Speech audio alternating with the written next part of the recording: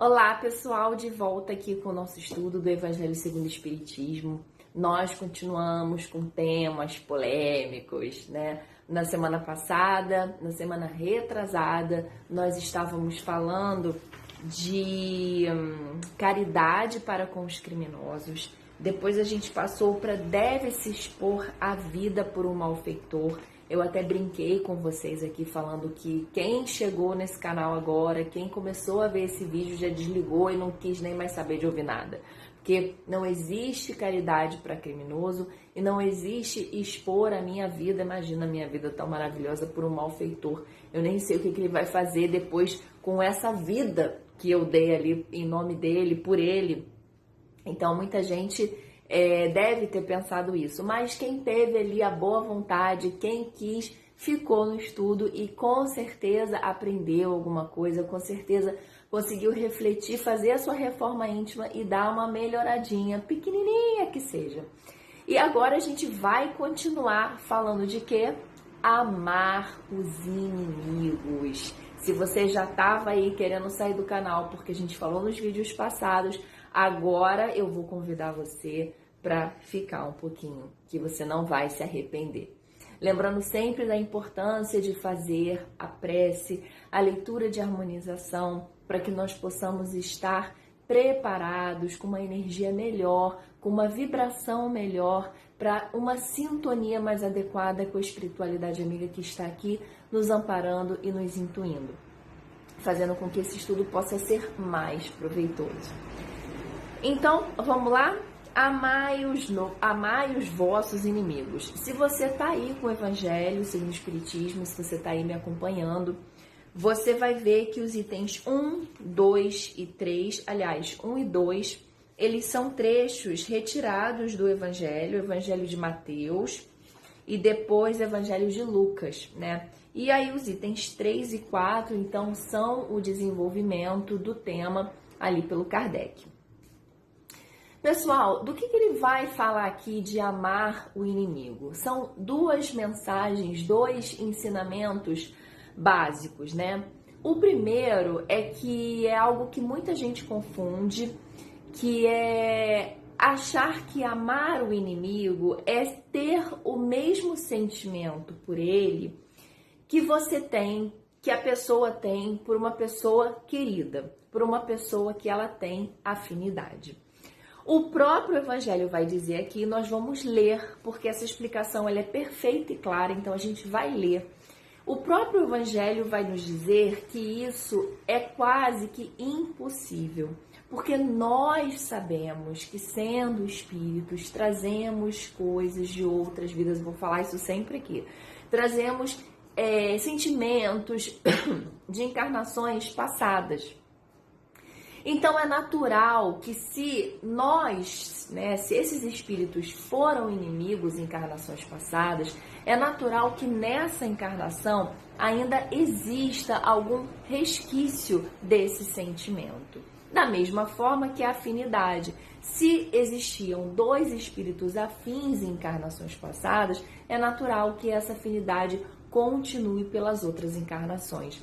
Então é natural, é comum que não exista o mesmo sentimento, ele usa aqui a palavra ternura, que não exista o mesmo sentimento de ternura entre pessoas que são inimigas, espíritos que são inimigos, que trazem isso de encarnações passadas, é natural que não exista essa ternura, ao passo que acontece com facilidade de existir essa ternura entre espíritos afins. E ele fala aqui uma coisa bem interessante, que a ternura, ela está muito associada à confiança. Então, a pessoa tem uma tendência a conseguir ser terna com aquela outra, porque ela já confia naquele sentimento que vem para ela. Quando eu estou desconfiada do sentimento que a outra pessoa me traz, eu não consigo ficar tranquila. Eu não consigo ficar segura, porque eu tô sempre com o pé atrás, sabe essa expressão? Eu tô sempre com o pé atrás com aquela pessoa. Ela me agrada, ela tenta ser agradável, ela não tá fazendo exatamente nada contra mim, mas tem alguma coisa que não me deixa confiar totalmente. Tem alguma coisa que não me deixa ficar tranquila na presença dessa pessoa. E é isso que vai gerando essa mudança de sentimento. Essa mudança de sentimento que duas pessoas que são inimigas sentem em relação a duas pessoas que são amigas. Então, essa é a primeira coisa, é o primeiro ensinamento desse texto. Esclarecer, melhor dizendo, essa ideia de que amar o inimigo é sentir por ele a mesma coisa que eu sinto por uma pessoa que eu amo de verdade. Não tem como. A segunda coisa é identificar que amar o inimigo é perdoar.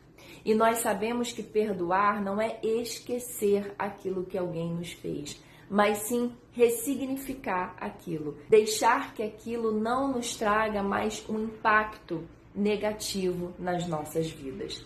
Então, o que ele vai dizer aqui pra gente no item 4, né? Porque o item 3 é falando sobre essa ideia de que não tem como amar o inimigo como nós amamos uma pessoa que temos ternura por ela, aquela pessoa que confiamos, que temos afinidade.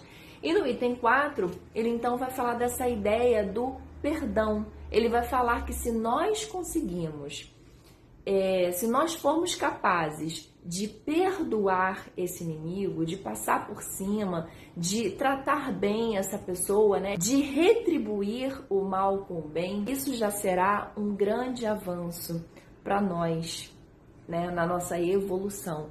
Porque estaremos, quando conseguirmos fazer isso, estaremos passando por cima do quê? De quem? Do nosso orgulho e da nossa vaidade e do nosso egoísmo. Estaremos reconhecendo que aquele irmão, ele é como um de nós. Ele está também aprendendo. Eu não sou superior a ele. Nós temos uma tendência a se ofender muito com alguém que nos ofende porque de repente achamos que aquela pessoa é inferior. Quem ela pensa que é para falar comigo assim? E o que ele vai nos dizer aqui é que quando conseguimos praticar esse perdão, é porque já nos colocamos num lugar de igualdade. Já não estamos mais nos considerando superiores a ninguém. Nós vamos agora entender esse perdão que ele acabou de falar no item 3. Amar os inimigos é para o incrédulo um contrassenso. Aquilo que eu falei lá no início do vídeo, né? Aquele para quem a vida presente é tudo, vê o seu inimigo um ser nocivo, que lhe perturba o repouso, que incomoda, né? E do qual unicamente a morte, pensa ele, o pode livrar. Daí o desejo de vingar-se. Nenhum interesse tem em perdoar. Muitas vezes a pessoa desconhece isso. Não é nenhuma possibilidade praticar esse perdão, senão para satisfazer o seu orgulho perante o mundo. Em certos casos, perdoar lhe parece mesmo uma fraqueza indigna de si. Se não se vingar, nem por isso deixará de conservar o rancor e um secreto desejo do mal para o outro. Mas para o espírita, que somos nós aqui que estamos tentando melhorar, muito diversa é a maneira de ver, e se não era, vai ser a partir de agora. Porque suas vistas se lançam sobre o passado e também sobre o futuro, né? Lembrando que esse é o princípio, um dos princípios basilares para nós entendermos as nossas reencarnações, para nós entendermos que a vida continua. Então lançam sobre o passado e sobre o futuro, entre os quais a vida atual não passa de um simples ponto. Nós vamos entendendo que essas pessoas são colocadas no nosso caminho para nossa evolução, que é o que ele fala aqui, ó. Se não se queixa das provas, tampouco deve queixar-se dos que lhe servem de instrumentos. Se ao invés de se queixar, agradece a Deus, o experimentá-lo, deve também agradecer a mão que lhe dá ensejo de demonstrar a sua paciência e a sua resignação. Resumindo, o inimigo é a nossa prova, é uma prova que temos que passar. Essa ideia o dispõe naturalmente ao perdão. Sente, além disso, que quanto mais generoso for, tanto mais se engrandece aos seus próprios olhos e se põe fora do alcance dos dardos do seu inimigo. Então, a nossa própria vibração, quando ela vai melhorando, isso vai melhorando também a nossa relação com esse inimigo. O homem que no mundo ocupa elevada posição, não se julga ofendido com os insultos daquele a quem considera seu inferior. O mesmo se dá com o que no mundo moral se eleva acima da humanidade material. Este compreende que o ódio e o rancor o alvitariam e rebaixariam. Ora, para ser superior ao seu adversário, preciso é que tenha uma alma maior, mais nobre, mais generosa do que a desse último. E de novo, é para isso que nós estamos aqui, para tentar fazer com que a nossa alma fique mais nobre, que possamos perdoar, que possamos amar. No início aqui, quando ele fala dos trechos do Evangelho, né? Ele fala de mérito, que tem mais mérito aquele que consegue fazer algo que é difícil para ele, né? Então é como se ele falasse assim: fazer uma coisa que é fácil para você, gostar de uma pessoa que já gosta de você, gostar de uma pessoa que você se dá bem, não é mérito nenhum. Agora eu quero ver você fazer o bem para aquela pessoa que te fez o mal. E ele fala disso como um sacrifício, que quanto mais sacrifício nós fizermos, mais méritos teremos. Porque isso vai demonstrar, não é assim, porque isso é um luxo, é uma pontuação que você tem. Então, quanto mais sacrifício, mais pontos você ganha. Não. É porque existe esse entendimento de que se somos capazes de fazer um sacrifício, de tirar aquela parte que está mais grudada no nosso espírito, nós estaremos nos desprendendo da vaidade, do orgulho, do egoísmo. Nesse momento que vamos conseguir perdoar, estaremos com a nossa alma nobre.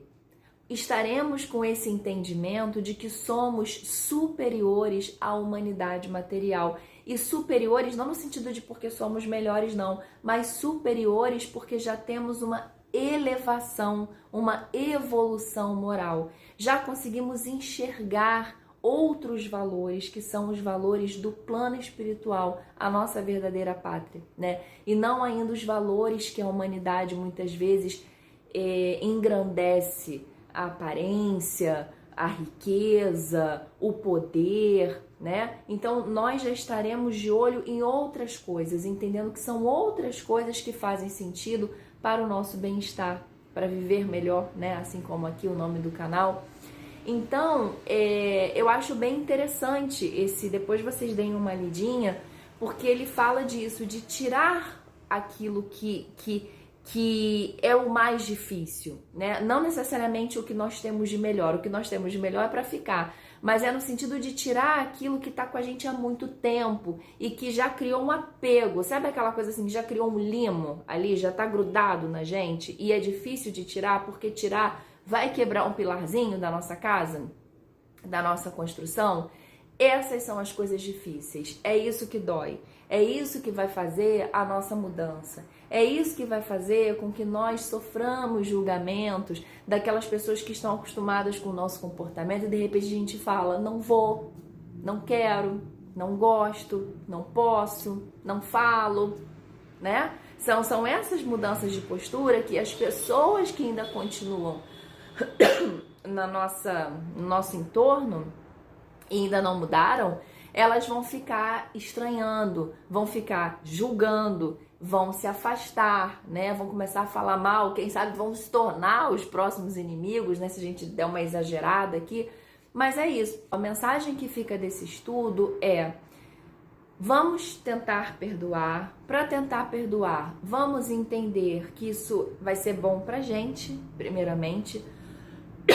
Vai ser bom pra gente, primeiramente, e sendo bom pra gente, isso vai acabar melhorando todo o nosso entorno, melhorando toda essa psicosfera.